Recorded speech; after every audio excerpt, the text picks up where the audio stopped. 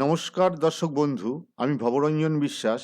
আজ আপনাদের সঙ্গে শেয়ার করতে চলেছি ভারতীয় জীবন বীমার নিউ টার্ম ইন্স্যুরেন্স পলিসি জীবন অমর পলিসি নাম্বার 955। এই পলিসির কি ফিচার্স, পলিসি পিরিয়ড। এই পলিসি মিনিমাম 10 বছর টার্ম নিতে হবে এবং ম্যাক্সিমাম 40 বছর অবধি টার্ম নেওয়া যায়। কভারেজ আপ টু 80 ইয়ার্স অর্থাৎ 80 বছর পর্যন্ত এর কভারেজ পাওয়া যায়। এই পলিসির flexibility in premium paying term. Premium paying টার্মের 4টি অপশন আছে।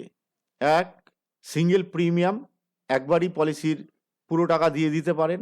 অথবা 2, 5 বছর প্রিমিয়াম পেইং টার্মের নিতে পারেন, 10 বছর প্রিমিয়াম পেইং টার্মে নিতে পারেন। 4 নম্বর হচ্ছে রেগুলার প্রিমিয়াম, অর্থাৎ পলিসি পিরিয়ড যতদিন ততদিন প্রতি বছর প্রিমিয়াম দিতে হবে। তারপরে আসছি এলিজিবিলিটি কন্ডিশনস অ্যান্ড রেস্ট্রিকশনস। এই পলিসি নিতে গেলে কমপক্ষে বয়স হতে হবে 18 বছর, সর্বাধিক বয়স 65 বছর বয়স।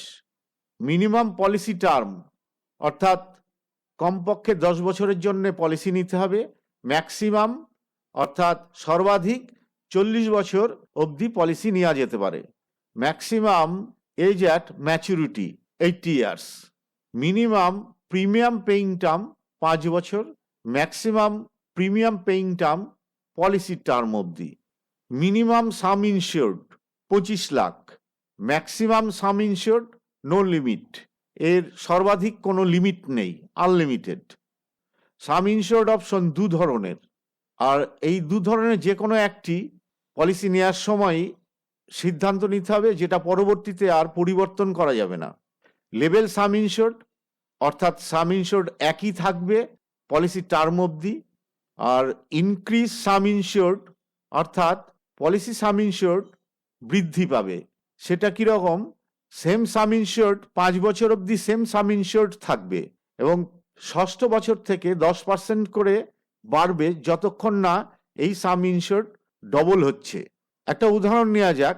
বেসিক সাম ইনশিওর্ড যদি 1 কোটি টাকা হয় এবং পলিসি পিরিয়ড 30 বছর, তাহলে প্রথম থেকে 5 বছর 1 কোটি টাকা করেই ইন্স্যুরেন্স থাকবে। 6ষ্ঠ বছরে 10% বেড়ে 1 কোটি 10 লক্ষ হবে। 7ম বছরে 10% বেড়ে 1 কোটি 20 লক্ষ হবে।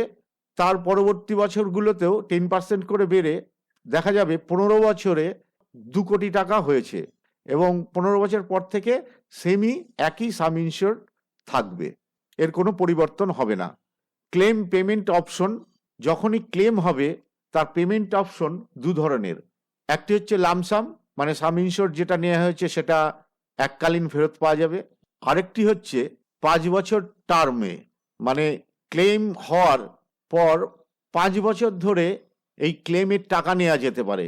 সেটা ইয়ারলি হতে পারে, মান্থলি হতে পারে, কোয়ার্টারলি, হাফ ইয়ারলি, যে কোনোভাবেই নেওয়া যেতে পারে।